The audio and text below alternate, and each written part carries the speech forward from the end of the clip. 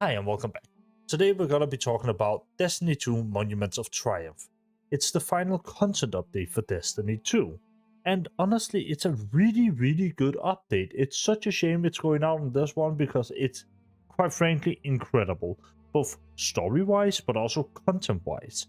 And today we'll just be talking a little bit about it because I've been playing the absolute shit out of it and I'm not gonna stop. It's so good, and I want to share with you just how good this update is. So what is the Monument of Triumph? Well, it is the final content update for Destiny 2. Now, if you haven't heard or have been living under a rock, essentially Destiny 2 is getting its very final update this June 9th. There might be some hotfixes and so on, but this should be the large major content update period. And while the future of the franchise is uncertain, the Monument of Triumph has left Destiny 2 in a fantastic spot. With all of that being said, what does the Monument of Triumph really bring for the game? So what does Monument of Triumph brings? Well, firstly, it brings distortions. Distortions is essentially a rotating loop of different destinations or planets, including the Cosmodrome, European Dead Zone, Dreaming City, Throne World, Moon, Europa, and Nessus, which randomly get picked, and when they're picked, they become empowered, or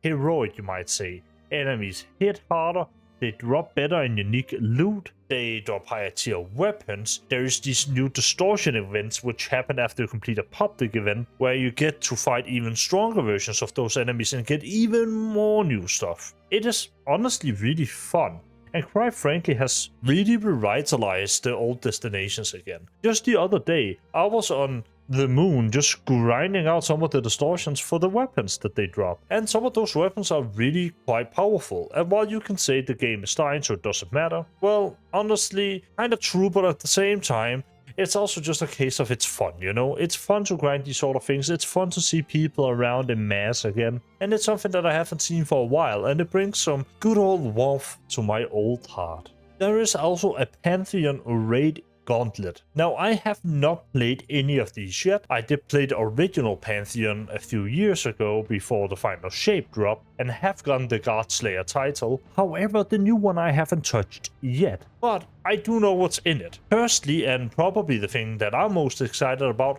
we have the old raids. You see, a bunch of the old raids have been taken back out of the content vault and put back into the Pantheon.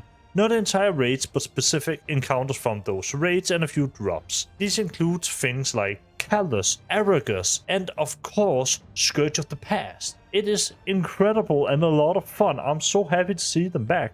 It's something a lot of people have never gotten to experience, because they got taken out of the game, unceremoniously kicked to the curb, and now they're being brought back. And honestly, I couldn't be happier. I think that's great. We need more of these sort of raids in the game. I love Callus, I love Arragus. I can't wait to play them next week, but my boys on. It's gonna be such a good fucking time. In that same vein, Bungie has brought back a lot of old gear, like more than 100 pieces of old gear, and given them the new tier system. They have updated them with new perks, and sort of just reintroduced them. That includes Black Armory weapons, which, if you don't know, are some of the most sought after weapons at the time they came out. They're also something that the community has asked to have back in the game and updated for a long while. And that is mainly because a lot of them felt incredibly good to shoot, but also because one of the hand cannons, and specifically one called Kindled Orchid, can roll with Rampage, which is a damaging perk, and a perk called Kill Clip, which is also a damaging perk, being one of the only weapons in the game that could ever roll with that. And it was just unobtainable for the last long while, like 4 or 5 years. On top of that, they've also brought back old destination gear, picking it up and putting new tiers on the weapons there. And they are all pretty fun to grind for as well. You can get them while doing distortions, but you can also just randomly find them. Just the other day, I was out here grinding Neo Muna, the Lightfall destination. Why, you might ask? Well, the Imperial Integration, my favorite hand cannon of all time, looks-wise. Well, it got new perks, it can finally actually roll with random perks, and it has tiers. So now you can get a tier 5 explosive payload incandescent Imperial Integration hand cannon and have the sexiest goddamn gun in the game while also grinding new gear, quote unquote. The same thing goes for all the dungeons and all the old raids. They all are tiered now. So now every time you run them, you actually get tiered loot. And if you don't know why that's huge, essentially back when they brought out the tier system for the first time, roughly a year ago now, most of the content in the game immediately became irrelevant as it didn't drop tiered gear. And the tiered gear was just straight up better than the old gear.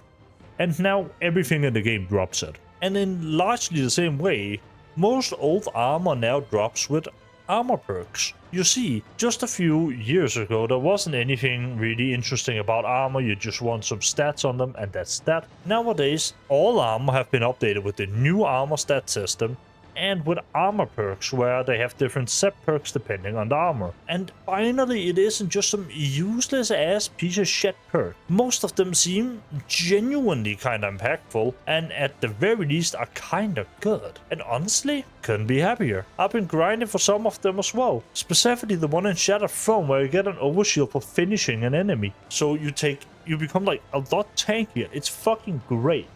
Speaking of things people have been wanting for a long while, SRL or Sparrow Racing League is finally back in the game. Now, I'm not a big Sparrow racer, I'm not even a big skimmer racer, but the game mode has finally been brought back into Destiny 2, and that is something that I honestly never thought I'd see. It's something people have been wanting since year 1. That is almost 10 years ago on the dot that people have been asking about this game mode to return into the game, and now at the final update it is here. And while it is kind of bittersweet to have the thing that you asked for at the very end, it is nice that it's here. It's a fun game mode and it is essentially just that. It is a racing game mode. And for some people that sounds super exciting, for people like me, not as much. But I'll be sure to play it for a little bit. I am having a decent bit of fun with it. And even though I dislike the fact that skimmers exist, I am a Sparrow purist, it's still pretty fun. And I'm still pretty happy that it got finally put into the game.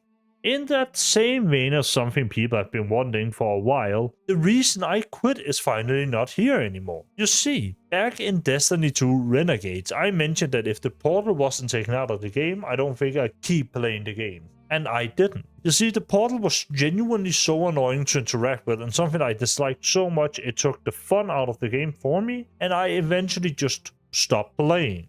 However, with this final update, they removed it for the most part. It is now in a much better state, quite frankly the way it should have always been, and it's quite fun. Now I don't mind it as much, and that is partially because it has taken a place in the background. So nowadays with the portal, what is essentially there is just a tile set, but exclusively to host all the Vanguard activities in. That means things like Catch Crash, which is an old and gold one for me, and also things like Riven's Lair and Solo Ops, which include the usual ones that we have gotten used to at this point, and of course all the strikes and whatnot. I quite like the system a lot. And while getting excited for old stuff that I've already paid for being brought back into a playable state is a little cringe-inducing to me, I gotta admit, I love what they've done here so far. The update is really good, but there's one thing that I haven't mentioned. You see, there's also an exotic quest for an entirely brand new exotic. It is another weapon of sorrows. And if you don't know what they are, they're essentially guns that are made specifically to kill guardians, if I understand the lore correctly. Now, I am not a lore expert, but I do consider myself a little bit in there. You know, my toes are in the lore. But there's a new one of those, and it is probably the best exotic mission I have ever played. And that is saying something with some of my favorite memories being playing The Whisper, or doing 0 Hour for Outbreak Perfected, one of my favorite weapons of all time. The new exotic mission is one that takes place on the moon. You are going deep into a hive of fortress across 3 different missions, and all of them are getting darker and darker. The fantasy is just going places. And at the end, the reveal you have is that there is a hive torturing a guardian, trying to forge their light into a weapon. It is so unbelievably cool to experience for the first time, that is one that I genuinely hope that you go and do. If you haven't played Destiny, all of what I've described is free. Go and play it. Just go and play that mission right now. I don't care what you're doing. Go and do it. It is so fucking good. But with all of that being said, this update has been genuinely game-changing. I think this could have revitalized Destiny, and the numbers speak for themselves. On Steam alone, the game has held a daily player cap of roughly 120,000 people every day since the update came out. That is on Steam, which is Destiny's smallest platform. I could not imagine what they are on PlayStation or Xbox.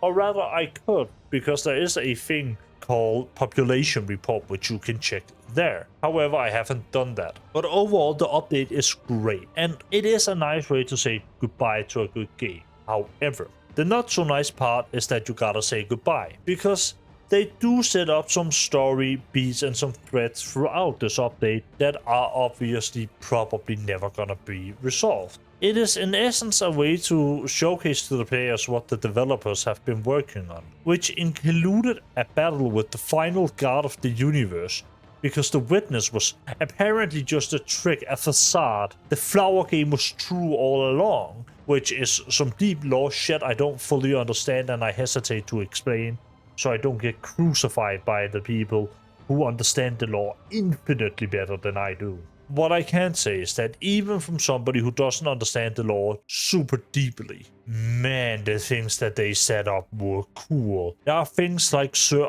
Ido, the statue you see in the dungeon called Shattered Throne, where you get Wish Ender. Characters like that were apparently still alive, and you were supposed to go and look for at some point, but now Mara's taken that duty on and is going off without you. There were so many cool fucking things that have been left out. One of them literally included a battle with Keitel on Torah Battle, the alien homeworld of the Cabal, where you'd be fighting Sivu of Wrath, the god of war, where she'd be this giant monster thing that swing a giant sword around, cleaving buildings in half, and the final thing would be you climbing up her sword and then delivering the final blow. Things like that got left out. And honestly, all I'm left feeling is a little bit angry. Who the fuck saw all of that and was like, yeah, no, that is bad, it has no retention. Motherfucker, the reason why this game hasn't had any players for the last half a year is that you killed every reason to play it. You hindered it at every single point. It would be like saying, why don't you run to a handicapped person?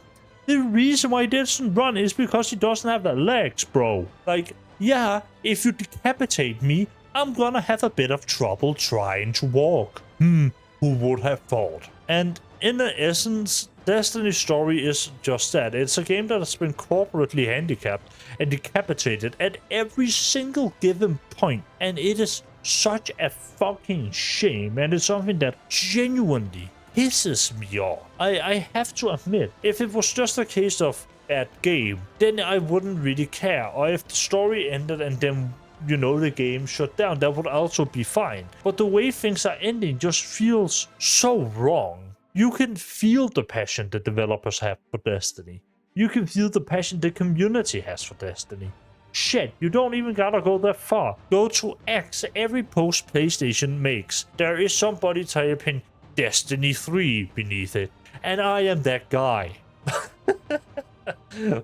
Regardless, there is so much passion in this community. Do I think this is it for Destiny? Well, the answers are complicated, yes. I hope it isn't. I hope there'll be a Destiny classic. I hope there'll be another Destiny game, even if it isn't a sequel, just something. But I could be scared that Sony, just out of being purely petty, will put this shit in the IP vault, in the IP grave, and bury it. And that would genuinely suck, regardless of what happens. I'm gonna stop yapping here. I do have another Destiny video in the works. And it's a very, very long one, and it will probably be the one that I use to get my other sort of content idea of the road, being that I really want to focus in on doing these much longer videos, like I did the one with Metro, that I really enjoyed. I want to do more of those. And like, for me, they are just sort of fun to make, you know, it is a good time.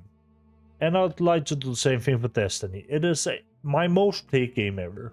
It is a game that has meant more to me than most other games ever could.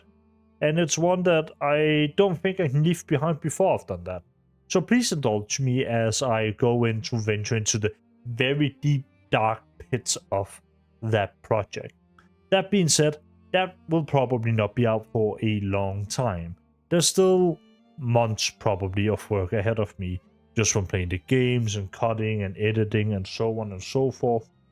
But I also have other videos coming up. Next week I want to look at some of the different game showcases and talk about the different games that were showcased, which ones I'm excited for and so on. So stay tuned for that if you're interested. But with all that being said, I hope you enjoyed the video. If you want to see more from me, like I said, stay tuned to the YouTube stuff. Otherwise, just have a good day ahead of you. I hope wherever you are that you're having a good time, that you're enjoying the update. If you haven't, go in and play some Destiny, and I'll see you all Starside.